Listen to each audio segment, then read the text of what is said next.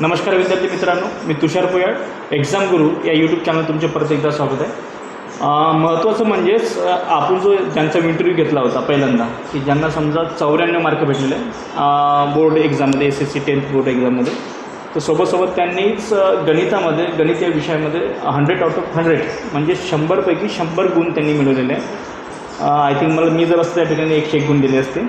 दुसरी गोष्टच म्हणजे त्यांनी आपला जो इंटरव्ह्यू दिला पहिल्यांदा, की त्यांनी अभ्यास कसा केला, अभ्यासाची स्ट्रॅटेजी कशी सांगितली आपल्याला, आणि त्यांनी स्वतः अभ्यास कसा केला, त्याच्यानंतर पेपरसोबत त्याचं प्लॅनिंग वगैरे त्यांनी आपण जे काय ते डिस्कस आपण पहिल्या भागामध्ये बघितलं. हा आता आपला सेकंड भाग आहे आपल्या इंटरव्ह्यूचा.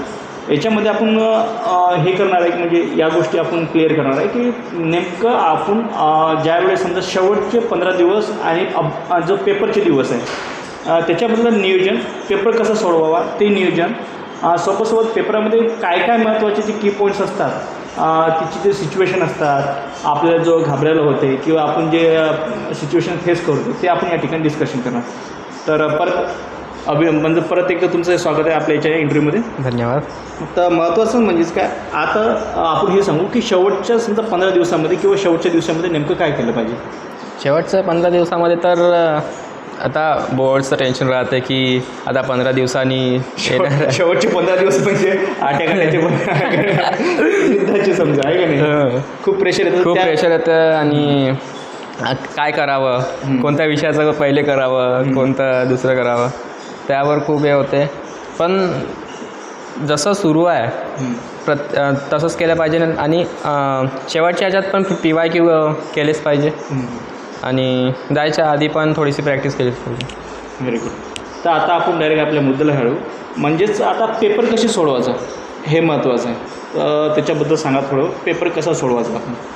ठीक आहे. पेपर सोडवायचा म्हटलं तर जे सिक्वेन्स असते ना त्या सिक्वेन्सनी सोडायचा. बघा, जे चेकर असतात, जे एक्झाम चेक करतात, आपले पेपर चेक करतात, त्यांना जास्त त्रास नाही द्यावा, तेच आपला उद्देश असला पाहिजे की त्यांना जास्त त्रास नाही द्यायला, म्हणजे त्यांनी सोपा ह्याच्यात आपल्याला मार्क दिले पाहिजे. जर तुम्ही इकडला प्रश्न तिकडे करा चालेल, असं काही नाही आहे की असा रूल आहे की जसं आहे तसंच लिहिलं पाहिजे, असं नाही. पण तेवढंही हे नाही करावं, जसं सिक्वेन्स आहे ज्या आणि येते तसंच करावं. आणि हँडरायटिंगवर पण थोडंसं लक्ष द्यावं की ते समजली पाहिजे. जास्त अशी हे काही नाही हँडरायटिंगची की चांगलीच असली पाहिजे, खराब नाही, असं काही नाही. फक्त समजण्यालायक असली पाहिजे, म्हणजे समोरच्या ओळखू तरी आली पाहिजे की लिहिलं काय. आणि जर कोणता प्रश्न वगैरे येत नसणार तर खाली नाही सोडायचं. काही पण लिहू शकता, दुसऱ्या प्रश्नाचं उत्तर सरी तुम्ही लिहू शकता, तिथे तुम्हाला 1 मार्क तरी ते देऊन देणार, कारण की खाली नाही. म्हणजेच या ठिकाणी एक पॉईंट नोट करण्यासारखं आहे की प्रश्न जरी तुम्हाला येत नसेल तर त्या ओरिएंटेड तुम्ही काहीतरी तिथे लिहून आलं पाहिजे, म्हणजे प्रश्न खाली नाही सोडला पाहिजे. महत्त्वाचं म्हणजे तुम्ही प्रश्न लिहिताना समजा कोणतं म्हणजे पाय चार्ट वगैरे काढत होते किंवा कोणता डायग्राम वगैरे काढत होते, याच पद्धती काही मार्गदर्शन. आता जर तुम्हाला डायग्राम, आता सायन्समध्ये वगैरे सायन्स 2मध्ये डायग्राम्स वगैरे असतात, तर ते तुम्ही पेन्सिलनी काढल्या पाहिजे आणि लेबलिंग त्याला एकदम प्रॉपर केली पाहिजे. त्यांची नाव वगैरे एकदम एका साईडने आले पाहिजे. असं नाही की तुम्ही अर्धे नावं इकडे, तसं नाही आलं पाहिजे की एका साईडनी द्या आणि त्याला बॉक्स करा, म्हणजे त्यांना बरोबर एक इम्प्रेशन पडतं की यांनी केलं आहे चांगलं आहे. Very good. आणि महत्त्वाचं म्हणजे ते तुम्ही जे पॉईंट लिहित होते ते पॉईंट तुम्ही पहिल्यांदा समजा अभ्यास करताना समजा तुम्ही तयार करून ठेवले होते की तिथे गेल्यानंतर तुम्ही तयार करत होते पॉईंट स्वतःच्या मताने तिकडे गेल्यानंतर. अच्छा, मग सिच्युएशन पाहू.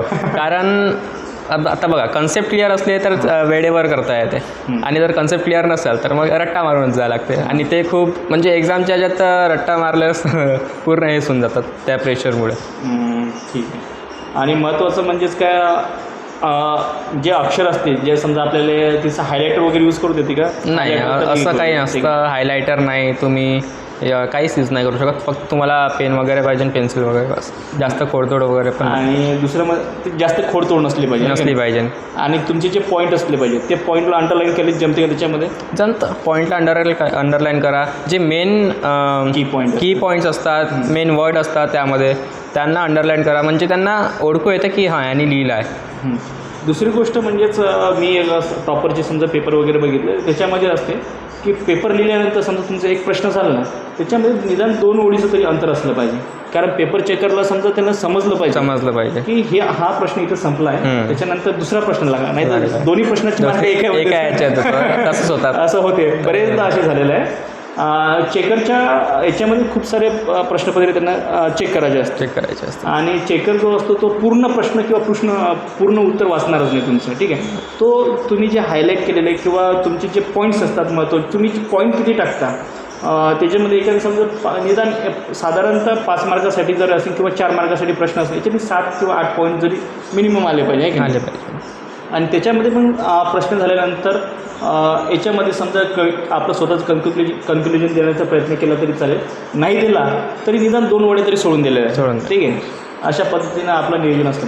दुसरी गोष्ट म्हणजेच काय, हस्ताक्षराच्या बाबतीत तर त्यांचं इफेक्ट तर पडणारच आहे. आता कोणाचे चांगले राहते कोणाचे नाही, पण एक समजू आले पाहिजे हे त्यांचं मोटिव्ह असतं. म्हणजे एकदम खाई करून लिहायचं. ज्या दिवशी समजा पहिला पेपर असतो त्या दिवशीचा तुमचा अनुभव आमचा अनुभव म्हणजे पहिला पेपर कोणता होता तुमचा?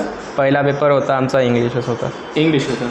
आणि त्या दिवशी पहिल्या दिवशी एक्साइटमेंट जास्त राहते, भीती पण असते, नर्वसनेस असते. पहिल्यांदा असते ते बोर्ड्स, असं माणसं नवीन नवीन माणसं, दुसऱ्याकडे आपले पेपर द्यावं लागतं, इन्व्हिजिलेटर दुसरा येतं, ते खूप काही असतं. पण फोकस आपल्याला तिकडे द्यावं लागतं, कारण की ते नर्वसनेस आपल्याला पूर्ण आन्सर म्हणजे विसरू शकतो म्हणजे त्या सिच्युएशन. आणि दुसरी गोष्ट म्हणजेच याच्यात मग तुम्ही स्वतःला कसं हँडल करा किंवा आमच्या विद्यार्थ्यांना काय सांगा याच्यात हँडल करणं म्हणजे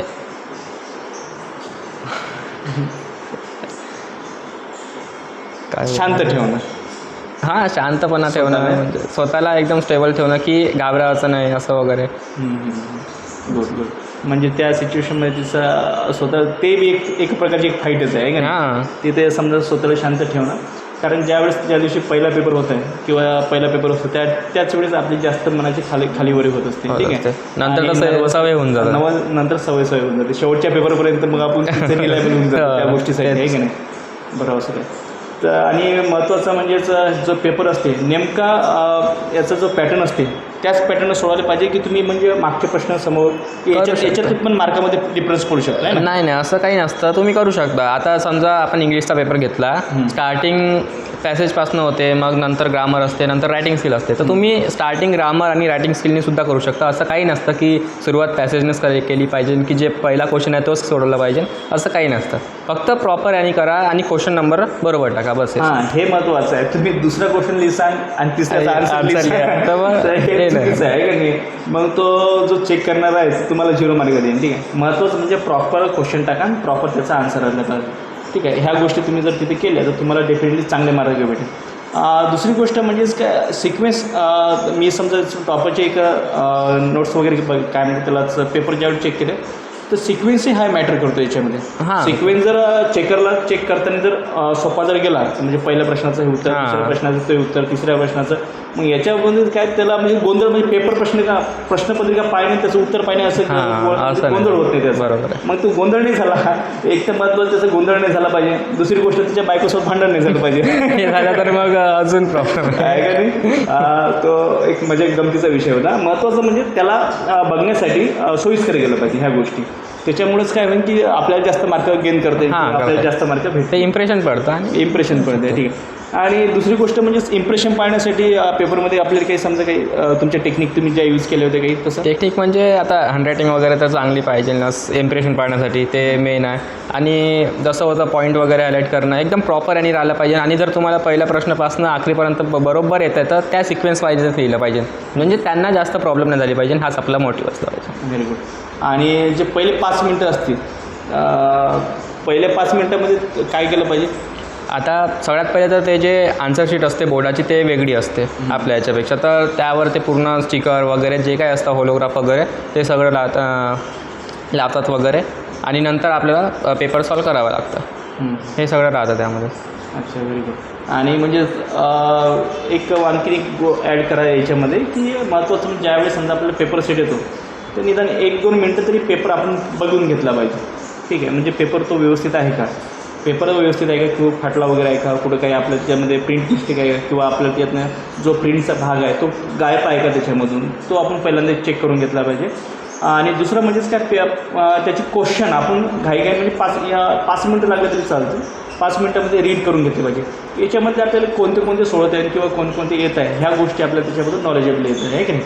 म्हणजे याच्यात तुम्हाला काही की समोरचं तुम्ही प्रश्न सिक्वेन्स सोडवायचं की नाही, तर त्या गोष्टीचं आपल्या या ठिकाणी आपल्याला हे करता येईल. माहिती पडते. ठीक आहे. तर हे होतं आपलं. आणखीन तुम्ही मग आपल्या विद्यार्थ्यांसाठी काय सांगाल शेवटचं, समजा की पेपराच्या बाबतीत शेवटचं स्ट्रॅटेजी कशी असली पाहिजे, किंवा पाण्याची बॉटल म्हणजे तिथं काय हे दुसरीहून पाणी भेटते ते तर समजा तिकडून देतात, ते देतात पण, आणि स्वतःची पण असली तर खूप छान खूप असतं, आहे का हां नाही. पेन वगैरे कोणते यूज केले, साधेवाले साधे नॉर्मल असं काही नसतं पेनचं वगैरे, पण जेलच यूज करा. जेल महत्त्वाचं म्हणजे हां तिथं पेन तुम्ही बदलला नाही पाहिजे. बदललं नाही ठीक आहे. पाहिजे. दुसरी ज्या पेनने तुम्ही घरी प्रॅक्टिस करता किंवा रायटिंग स्किल ज्या पेनने करता, तोच पेन तिथं वापरला तर चांगलं होईल, चांगलं होणार, कारण की सवय राहते ना तुम्हाला त्या पेनची. त्या पेनची सवय राहते. आणि वेळेवर तुम्ही ह्या गोष्टी बदलायला नाही पाहिजे, जसं की पेन असो, आणि म्हणजेच का वेळेवर दांदरा पाहिजे नाही. आणि आणखी एक गोष्ट होते की असं नाही करता येतं की जर तुम्ही ब्ल्यू पेनने लिहिता आणि मधातच ब्लॅक पेन किंवा रेड पेन यूज केला, असं काही नसतं. पूर्ण पेपर एका आणि लिहायचा, एक तर ब्लॅक आणि तर ब्ल्यू. व्हेरी गुड, छान. तर यांनी आपल्याला म्हणजे बऱ्याच चांगल्या पद्धतीने मार्गदर्शन केलं. आय होप तुम्हाला हे पुढच्या येणाऱ्या पेपरमध्ये जे की समजा तुमचे पेपर होतील 10वीचे, याच्यामध्ये होपफुल ठरेल. आणि महत्त्वाचं बरेच चांगलं मार्गदर्शन सांगितले, आणि पेपर कसं सोडवावा, पेपरची स्ट्रॅटेजी कशी असली पाहिजे, सिक्वेन्स कसा असला पाहिजे. सिक्वेन्सचा वगैरे त्याचं काही एवढा डिफेक्ट पडत नाही, पण जर आपण जर एक पहिले 5 मिनटं देऊन जर ते ओव्हरलुक जर करून घेतला पेपर, तर त्याच्यामध्ये आपल्याला खूप चांगल्या पद्धतीनं लिहिता येते, किंवा त्याचं आपले ॲनालिसिस करून आपण त्याच्यावरती समजा काम करू शकतो. दुसरी गोष्ट म्हणजे पेनाच्या बाबतीत, समजा पेन जे तुम्ही घरी लिहिता त्याच पेनने तुम्ही तिथं वापरले पाहिजे समजा रायटिंगसाठी. म्हणजे याच्यामध्ये काय तुमच्या अक्षराचा जास्त डिफेक्ट पडणार नाही, किंवा त्याच्या अक्षरामध्ये जास्त काही चेंज होणार नाही. दुसरी गोष्ट म्हणजे सर्वात महत्त्वाची म्हणजेच घाबरायचं नाही. ते सिच्युएशन कोणतीही असो, हालाकी म्हणजे नर्वसपणा तर असलाच पाहिजे, कारण तुम्ही एवढ्या दिवसानंतर तुम्ही अभ्यास केला, 8-10 महिने अभ्यास केला, त्याच्यानंतर तुमचं अप्लाय होत आहे, नर्वसनेसपणा तर असलाच पाहिजे. पण ते नर्वसनेसपणा साहजिक आहे, पण घाबरणं वगैरे समजा हे थोडं कंट्रोलमध्ये असलं पाहिजे. आणि हे जर तुम्हाला जर कमी करायचं असेल, याच्यावर एक सोपा उपाय म्हणजे practice practice practice practice then result. ठीक आहे. तर आय होप सर्वांना की याचा खूप फायदा होईल या इंटरव्ह्यूचा. आणि आपले जे हे आहे की ज्यांनी आपल्याला समजा मुलातला मोल वेळ काढून आपल्यासोबत संवाद साधण्याचा किंवा इंटरव्ह्यू देण्याचा त्यांनी समजा प्रयत्न केला, त्यांचे या ठिकाणी मी शब्दसमूहाने अभिनंदन करतो. परत जर तुम्हाला जर हा जर इंटरव्ह्यू आवडला, तर एखाद्या वेळेस समजा तुमचं एखाद्या चॅप्टर जर तुम्हाला समजत नसेल, तर यावेळी आपण समजा वेगळे या ठिकाणी समजा इंटरव्ह्यू घेण्याचा प्रयत्न करू. ठीक आहे. तोपर्यंत मी इथंच थांबतो. जय हिंद, जय महाराष्ट्र, जय शिवराय.